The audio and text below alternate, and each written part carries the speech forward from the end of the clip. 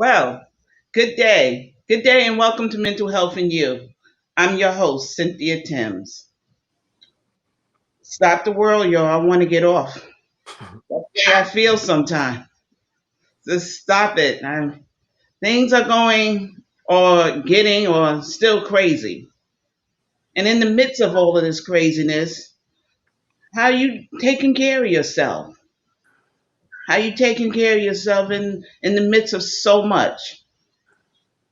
And people out there or forces out there telling you that just to get over things, or it ain't as bad as it seems, or just the way it is. It's hard. It's difficult. But to help me sort it all through is Danny Lanzilotta, my guest, activist, artist, environmentalist, and we're gonna sort it all out. Stop the world, Danny. I want to get off. What you got to say? How you doing? Good morning. Welcome to Mental Health and You.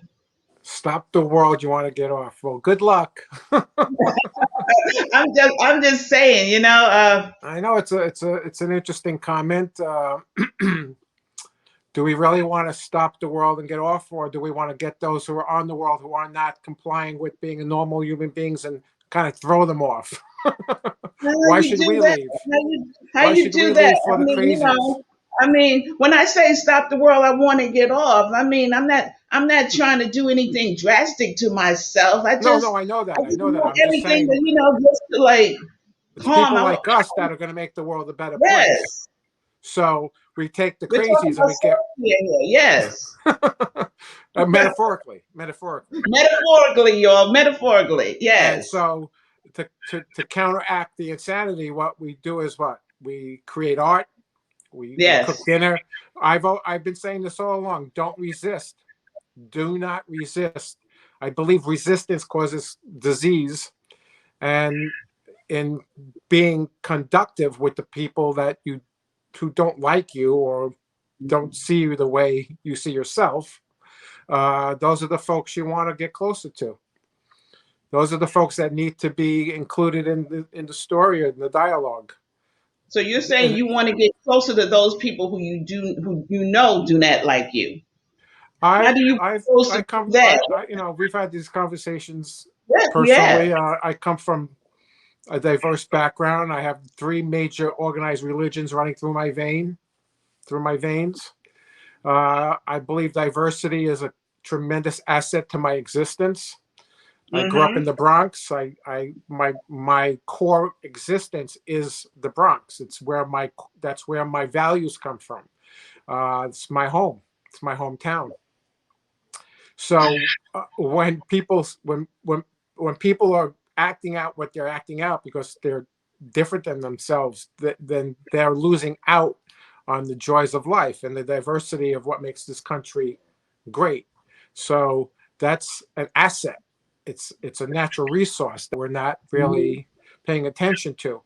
And so we need to revamp the entire system. We need to start right from scratch. We have to rewrite the history books according to the people who have been left out of the history books, from brown and black people's points of view, from Asian people's point of view, from gay points of view. It's not been the truth. I have a show in Chelsea. It's called Tell the Truth. And that Mm-hmm. has not been happening for a long, long time. And now it's unraveling. All the Yeah. oppression and all the control from a certain by a certain group of people, a certain agenda is starting to unravel. And when it unravels, it's shocking to those folks who are not participating, in the change. So instead of resisting, you embrace the beauty of the diversity. You embrace and celebrate people who are different than you, different color, different nationality, different religion, different sexual orientation, whatever it may be. You celebrate that and you embrace it, and then you'll have a healthier environment. You'll have a healthier mental health. You'll have a healthier society.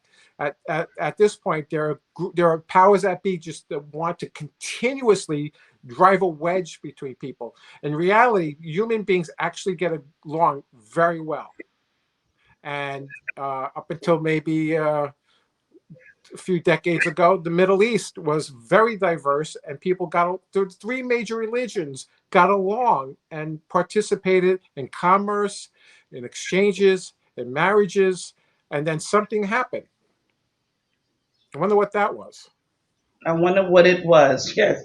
You said something, embracing diversity. But how can you do that when there's some people out there and some forces out here who don't even see you as human, don't even see you as their Well, equal, yeah, that's been a who crisis won't since even come to the 1492, isn't table, it? who always you devalue your humanity? We're seeing it still. We saw it in Emmanuel Baptist Church. We saw Emmanuel Methodist Church in Charleston. We just saw it recently in Buffalo.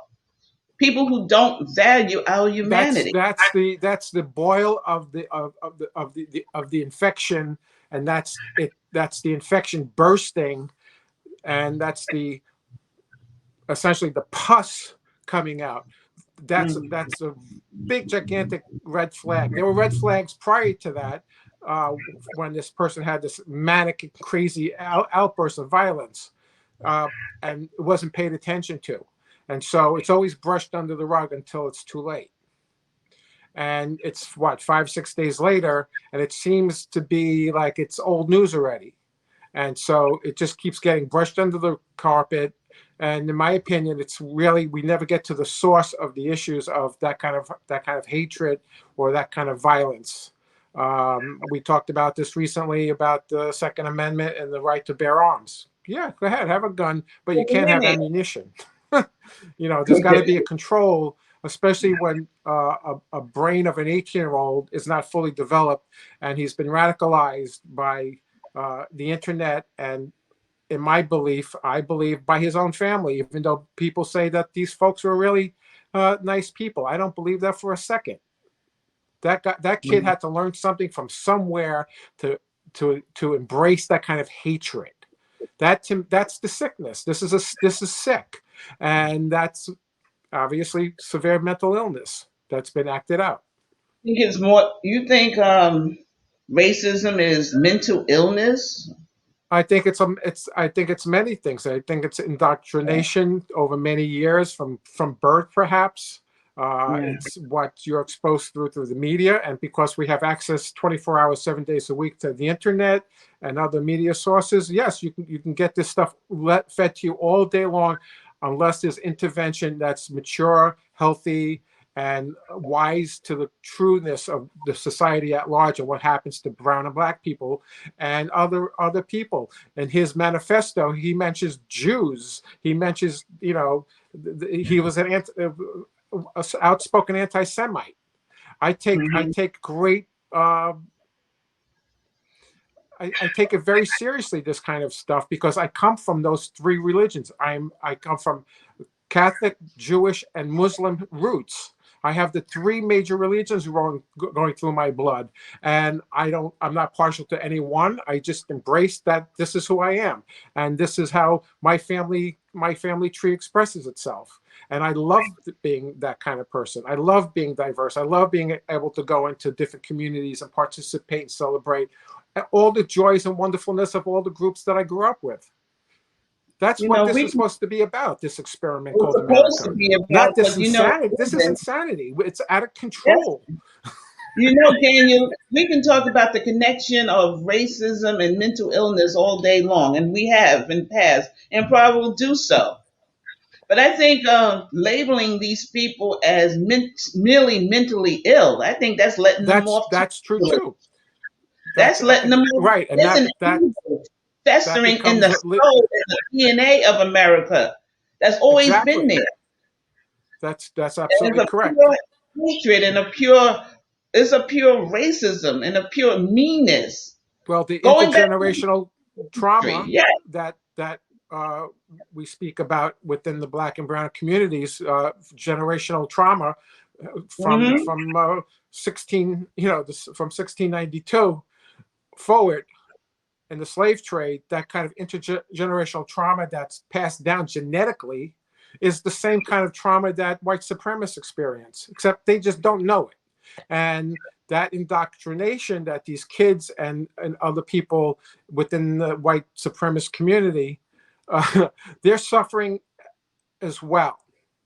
And that needs to be dealt with. And they seem not to want to deal with that kind of situation. And like you said, mental illness can be an excuse, and the law might be involved with defining that this person was mentally insane, won't have to stand trial, or will be put away in a mental institution and locked up, and that'll be the end of the day for that person.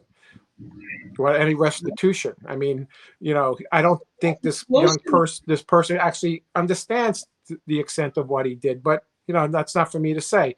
All I know is that at the end of the day, I witnessed this on TV, and I am horrified and shocked by how this is enabled. We have to talk about the enablers, and the enablers were the former administration and all his cohorts. Yes, it's absolutely. Just like you said, it's embedded.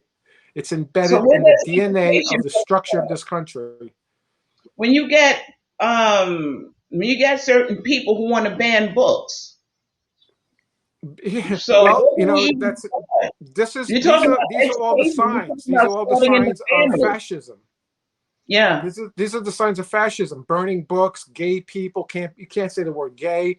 54 books, I believe, in Florida, math books. Of course, they showed that there's critical race theory mentioned somewhere. I mean, come on. The fact of the matter that they're called math books is ironic, because math is an invention of Africans and Arabs. Yes. Algebra, mathematics is an invention. Why don't you just burn the book completely and don't teach anybody math, because it was invented in the Middle East and in Africa. That's what math is. And so it's the fact that they're talking about critical race theory and proving that there's the elements of critical race theory in the books, and it can't be taught in Florida, is absolutely insanity. That's insanity. That's also mental illness. And the fact that people can't openly be gay and speak about their identity, land of the free. Critical theory, according to my research, is not even being taught until it's a law school. So it's a law, something that is not even taught in classrooms in elementary. It's not until it's a law school course. It's a law, something that one will get in law school. But until then, for those of us who don't go to law school, or other ways of education, other means of education. We talked about earlier, Daniel, about toxic positivity. Yeah. Yes, positivity in the midst of all of this, in the midst of racism. For those who may not know, what is toxic positivity? Toxic positivity is the notion of that everything in your life has to be a positive thought, that you can't have any negative experiences. If you're having a negative thought, you have to be absolutely positive. It's raining outside. Don't be so negative. Yes, it's raining. That's okay that it's raining. My experience with toxic positivity and the work that I do with plastic debris coming out of the ocean is I've taken a really negative thing and I've turned it into a big positive. Okay, but Daniel, we're going to talk more about that. We're going to talk more about that toxic positivity and how it relates to everything going on at the other end. We're going to take a break, PSA, and we're going to talk more about that. Stop the world, y'all. I want to get off, metaphorically. After. If you love them enough to do this, surely you'll check NHTSA.gov/the right seat to make sure they're in the right car seat.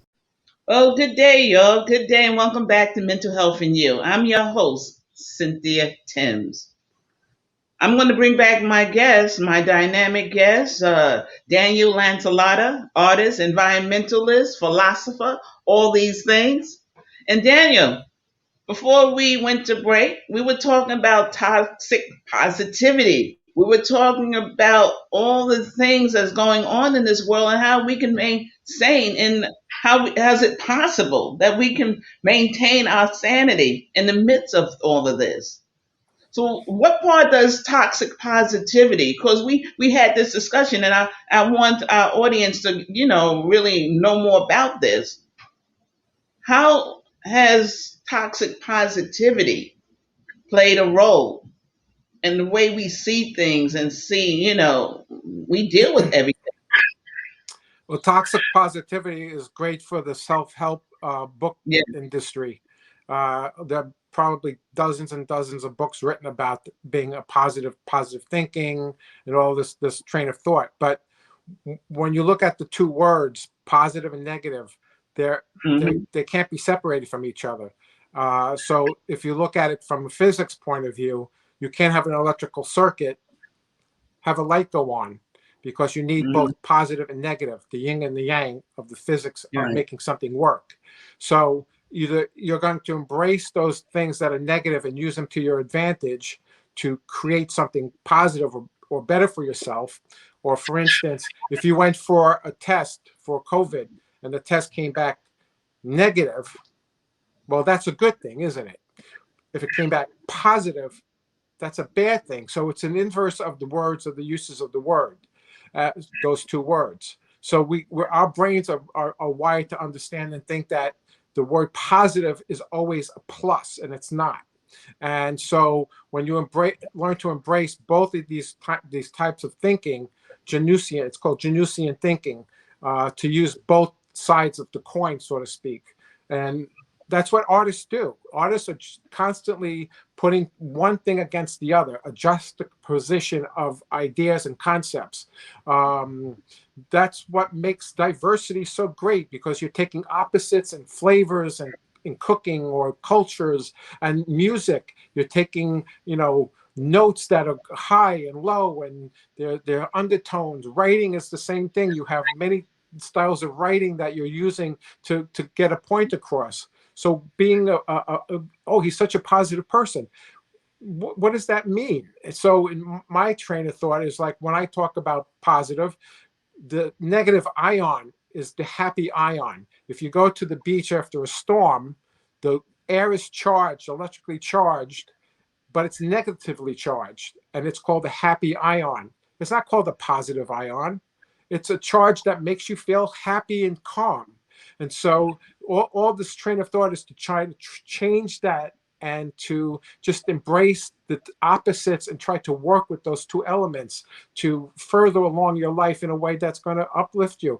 I do it personally through art and through cooking and through by building and fabricating things for people and myself. So I'm constantly in a state of trying to utilize my time to make something from nothing. I collect plastic debris, and I change that plastic debris from trash to art.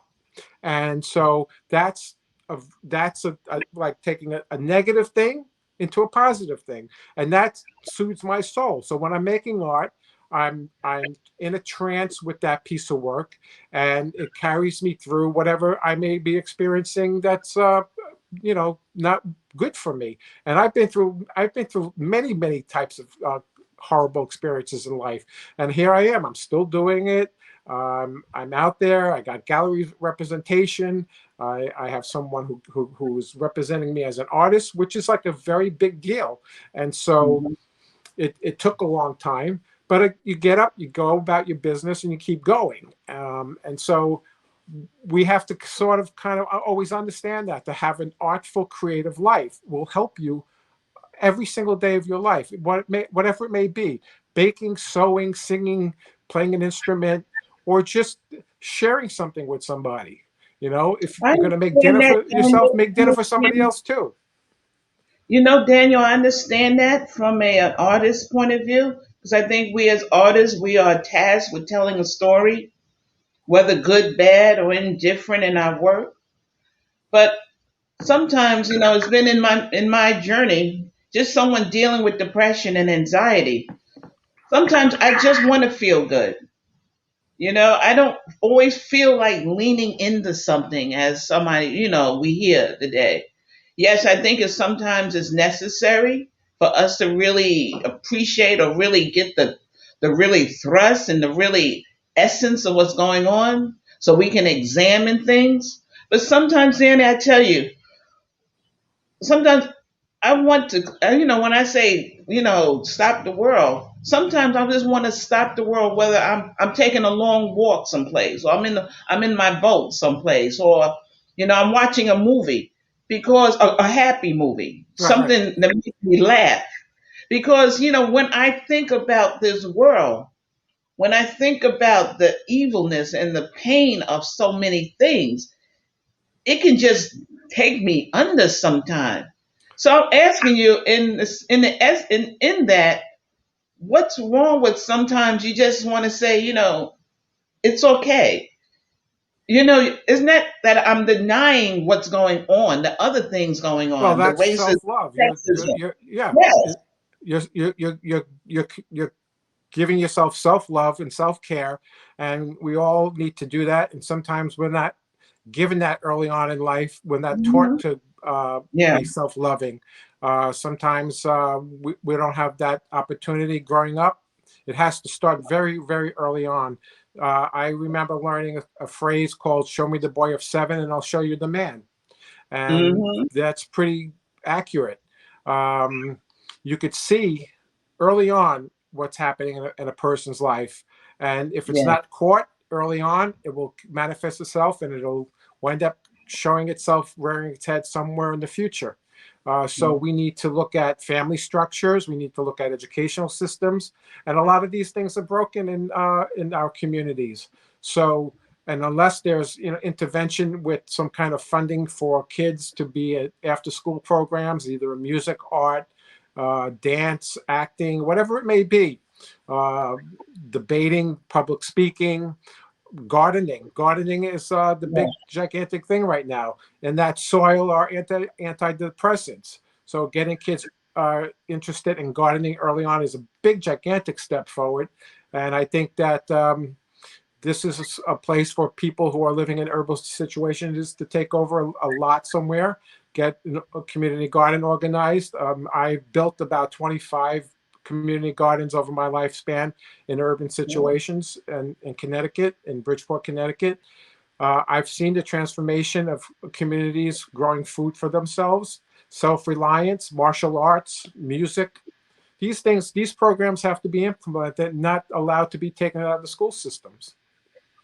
Yes. Absolutely. Meanwhile, we have the Senate just appropriated $40 billion to send over to the Ukraine, which I find outlandish and crazy when I know that my hometown, the Bronx, needs to be at least Yeah. filling the potholes in the streets. Hmm. Yeah. I mean, come on. I That's that agree. I that to me agree. is that to me is just a slap in the face to communities that really need the money and the funding to further along and get better than their lives. Mm. Further along their lives in art, further along their lives in organized sports, further along their lives in gardening, Yes. affordable housing, Or learning how to healthy, sail a ship at more 12 years healthy old, food choices. Yes, you know. these things that build a more healthy nation. But that's And not what we it's about. The nation is not yes, designed that way. The system is not designed to create health. The system is designed to keep people sick.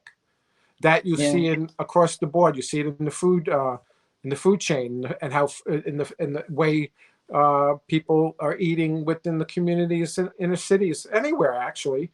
I've been a yeah, chef for a zillion years. I was a chef educator. Um, I know what it's about. You have to get children nourishment, high density nourishment. You got to get rid of the white flour, the sugar, the chemicals, the preservatives, the pesticides, the fungicides. That's what's causing problems. When I was growing up as a kid in the Bronx, I never heard anybody had a food allergy. No one had a mm, food allergy. Where did that come from? Who had a wheat allergy? I didn't hear of that. But yeah, that's coming from the types of pesticides that are in the environment. That's what I believe it is. It's not that people have a wheat intolerance. It's the chemicals that are being sprayed, and that has a detrimental effect on children and learning, yeah, specifically in the Bronx. hmm, You know, absolutely. and Ah, we need to fix that. But we're too busy being nation builders. Do we really want to replicate this? I mean, I don't know. you said something nation builders, but there's a nation in the Bronx that needs building. There's a nation in Brooklyn that needs building, in Queens that needs building, Yeah. in communities Detroit. all over Yeah. the Trenton, nation. Detroit, Albany, Troy. There's dozens and dozens, Yonkers. There's dozens and dozens of towns and places in New York State alone that need to be funded to help restore the infrastructure, And when you especially do after the that, winter. when you build that nation, Daniel, I think we uplift ourselves. We not only uplift ourselves, but we uplift the whole country and the whole world as a whole. We start to if feel if better about if everybody ourselves. was on the same path, but the powers that be want to create the diversion and split people up and cause chaos, and we're allowing that to happen. This system is being enabled by groups of Mhm. people to see that things are not, that they do not develop as they are, and as the country becomes more black and more brown, there are groups of people that are just they're losing it. They're afraid Yeah. of the replacement theory idea, and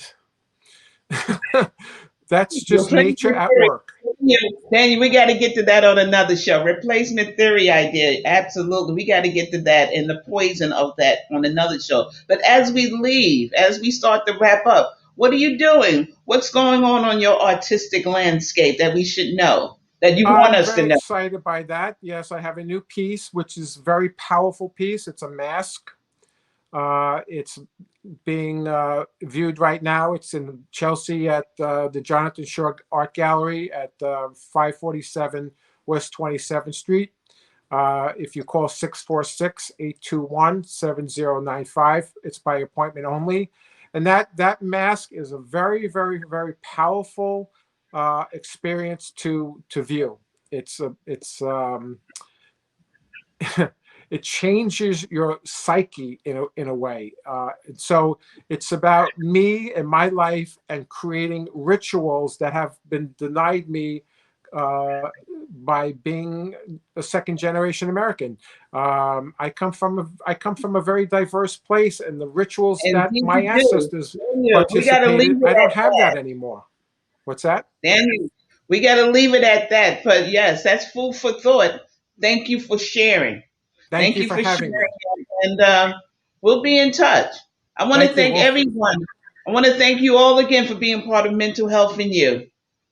Find your pleasure in life, find your joy, and just be blessed.